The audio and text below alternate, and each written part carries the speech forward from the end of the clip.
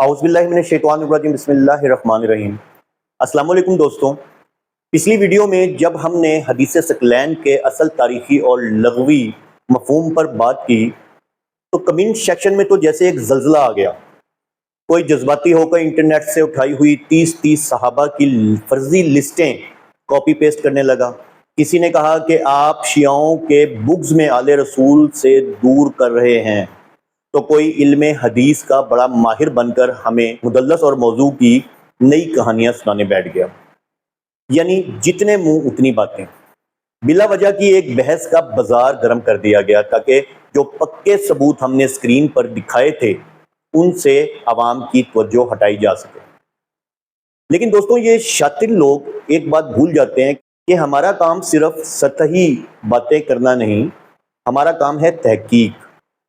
یہ لوگ پچھلی ویڈیو کے جھٹکے سے ابھی سنبھلے نہیں تھے کہ آج میں ان کے پورے مرکزی بیانیے کی جڑیں کاٹنے کے لیے ایک ایسا علمی دھماکہ لے کر آیا ہوں جس کے بعد ان کے پاس بھاگنے کا راستہ بھی نہیں بچے گا انشاءاللہ عز و جل۔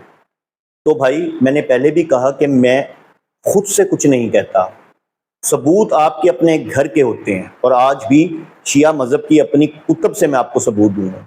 یعنی کہ اختیار معرفت الرجال، جسے عام زبان میں رجال کشی کہا جاتا ہے۔ اور اس کتاب کے ذریعے آج میں ان کی اس پوری عمارت کے سب سے بڑے ستون، ان کے سب سے لاڈلے اور بنیادی راوی زرارہ بن عین کا ایسا علمی پوسٹ مارٹم کروں گا انشاءاللہ عز و جل۔ اگر آپ کے دل میں بھی یہ الجھن ہے کہ حدیث ثقلین کا شور مچا کر امامت کا جو فرضی محل کھڑا کیا گیا ہے، اس کے پیچھے راویوں کا کھیل کیا تھا، تو آج کی یہ تفصیلی ویڈیو آپ کے ایمان کو ایک نئی روشنی دے گی انشاءاللہ عز و جل۔ ٹھنڈے دماغ سے تعصب کی اینک اتار کر پورٹل کے پکے ثبوتوں کے ساتھ یہ پوری ویڈیو آخر تک دیکھیے گا، کیونکہ آج کی گفتگو سننے کے بعد کمنٹ سیکشن میں لسٹیں کاپی کرنے والوں کے غبارے سے ہمیشہ کے لیے ہوا نکلنے والی ہے۔ دوستوں، اب مکر و فریب کی تہیں کھولتے ہیں اور سب سے پہلے اس بنیادی سوال کا جواب ڈھونڈتے ہیں کہ آخر یہ زرارہ بن عین کون ہے، اور ہمارے لیے اس ایک راوی کا پوسٹ مارٹم کرنا اتنا ضروری کیوں ہے۔ ذرا ٹھنڈے دماغ سے ایک بنیادی بات سمجھیں۔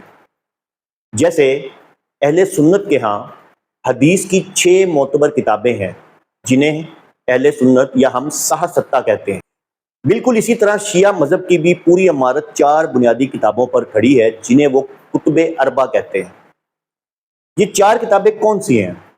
الکافی من لا یحضرہ الفقیہ، التہذیب الاحکام اور الاستبصار۔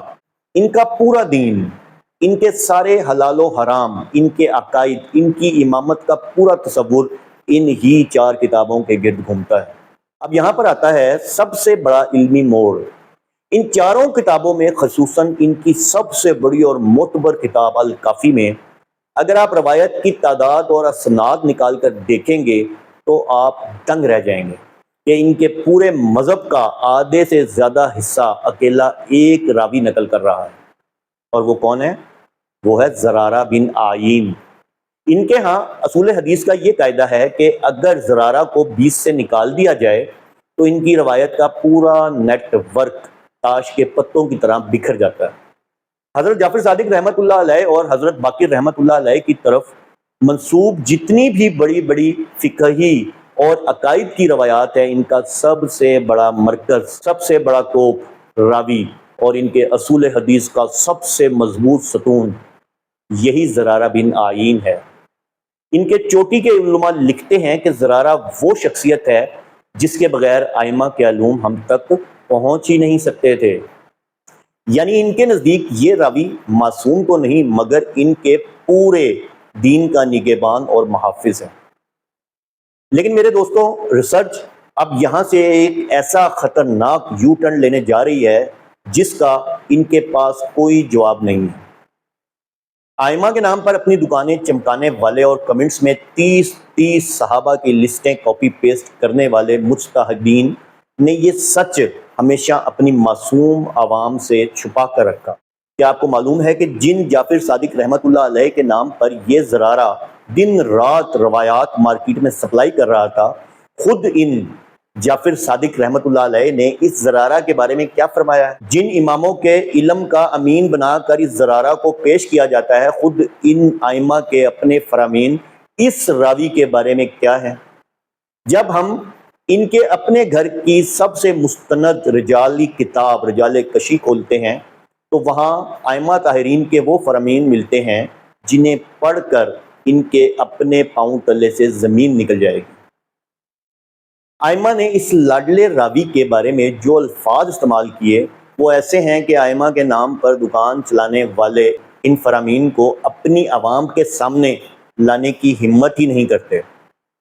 آئیں اب میں آپ کو اپنی زبان سے نہیں بلکہ ان کی اپنی کتاب رجال کشی کے پورٹل سے وہ پکے ثبوت دکھاتا ہوں کہ خود جعفر صادق رحمۃ اللہ علیہ نے اس زرارہ کا کیا کچا چھٹا کھولا تھا۔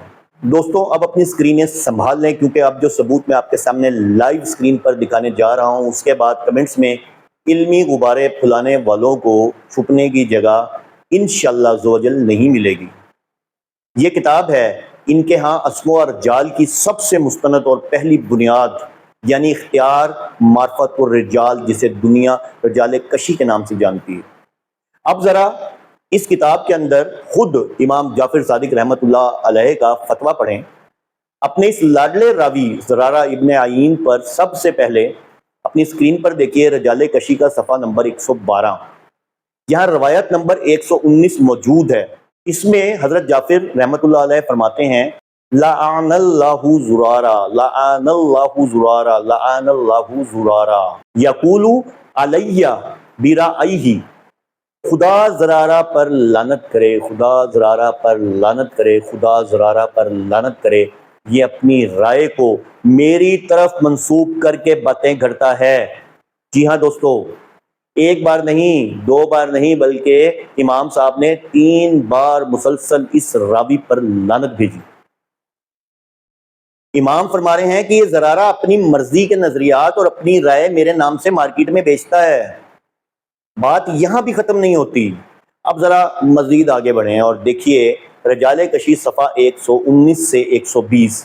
یہاں روایت نمبر 132 موجود ہے۔ اس کا سکین آپ کے سامنے آ رہا ہے۔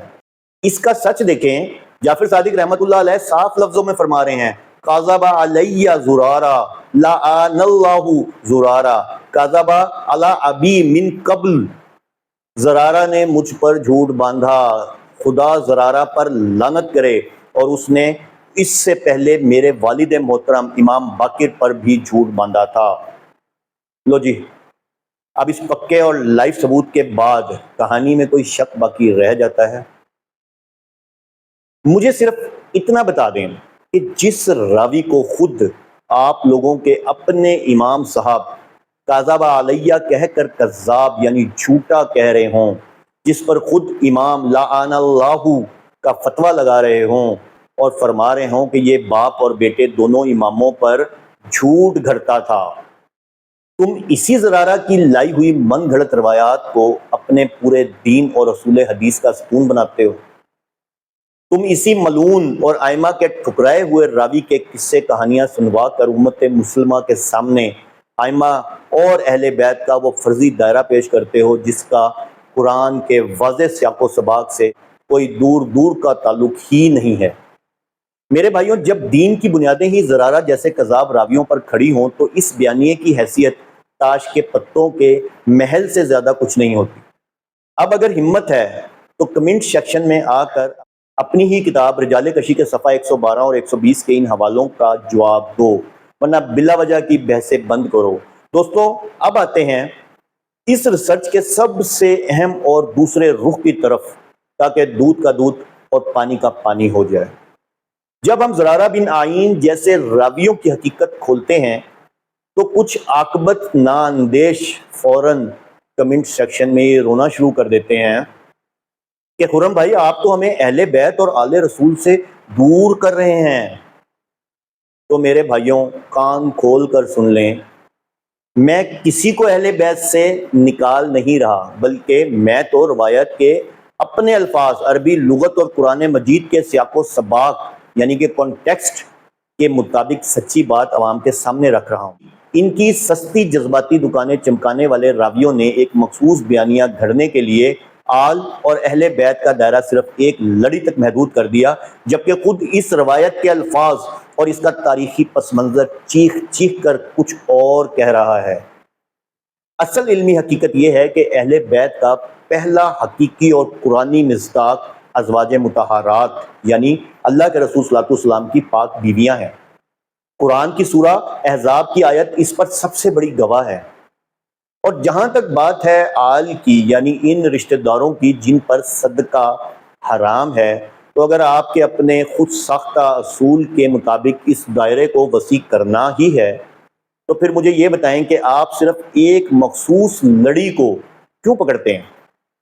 روایت کے واضح الفاظ کے مطابق تو اس دائرے میں آل عقیل، آل عباس، آل جعفر یہ سب بھی برابر شامل ہیں۔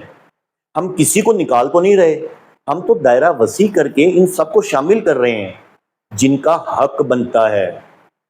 ہم تو کہتے ہیں کہ ان سب کا احترام اور محبت ہمارے ایمان کا حصہ ہے، لیکن افسوس کی بات یہ ہے کہ آپ لوگ زرارہ جیسے مجروح کذاب اور خود ائمہ کے ٹھکرائے ہوئے راویوں کی من گھڑت روایات اور سیاسی ایجنڈوں کے چکر میں آ کر قرآن مجید کے واضح سیاق و سباق اور اللہ کے رسول صلی اللہ علیہ وسلم کے اصل فرامین کو پس پشت ڈال دیتے ہو۔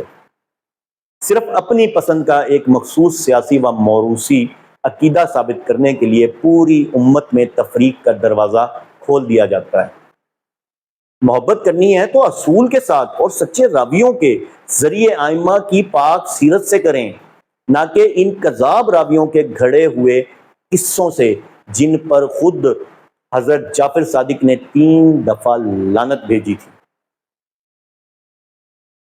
تو محترم جو کمنٹس کرتے ہیں اگلی بار انٹرنیٹ سے اٹھائی ہوئی 30 صحابہ کی فرضی لسٹ کمنٹس میں کاپی پیسٹ کرنے اور تواتر کے فرضی دعوے کرنے سے پہلے اپنے گھر کی سب سے مستند کتاب رجال کشی کھول کر ذرا اس زرارہ بن آئین کا سچا حال پڑھ لینا، تاکہ آپ کو اور آپ کی عوام کو اچھی طرح پتہ چل جائے کہ جن روایات اور من گھڑت قصوں پر آپ کا پورا موروثی امامت کا سلسلہ، اس کی پوری عمارت کھڑی ہے نا، اس کی اپنی بنیادیں اندر سے کتنی کھوکھلی، کمزور اور ائمہ کے اپنے فتووں سے مجروح ہیں۔ یاد رکھیے دوستوں، حقائق کبھی چھپانے سے نہیں چھپتے۔ ہم نے پچھلی ویڈیو میں بھی کتابوں کے لائیو حوالے دکھائے تھے اور آج بھی ائمہ طاہرین کے اپنے کلمات عربی عبارت اور سکین کے ساتھ آپ کے سامنے رکھ دیے ہیں۔ ہمارا مقصد کسی کی دل آزاری کرنا نہیں ہے، بلکہ اس سیاسی پروپیگنڈے کو بے نقاب کرنا ہے جس نے صدیوں سے مسلمانوں کو آپس میں لڑا کر رکھا ہوا ہے۔ اب اگر اس پکی ریسرچ اور رجال کشی کی ان واضح روایات پر کسی کے پاس کوئی علمی رجالی یا دستاویزی جواب ہے تو کمنٹ سیکشن بالکل کھلا ہے، لیکن ایک بات یاد رکھیں، اب یہاں بلا وجہ کی جذباتی کہانیاں یا کاپی پیسٹ مٹیریل نہیں چلے گا۔ بات ہوگی تو صرف پکے حوالوں اور ائمہ کے اصل فرامین پر ہوگی۔ تو آج میں نے فیصلہ آپ کے سامنے رکھ دیا ہے کہ حدیث ثقلین جس کے ذریعے اہل بیت اور امامت کا ایک کنسپٹ بنایا جاتا ہے، میں نے لاسٹ ویڈیو میں بھی بتایا تھا، اس کا کوئی وجود نہیں۔ انشاءاللہ اگلی ویڈیو میں نئے ٹاپک کے ساتھ آپ کی خدمت میں حاضر ہوں گا۔ والسلام، آپ کا بھائی سید خرم سلیم جعفری۔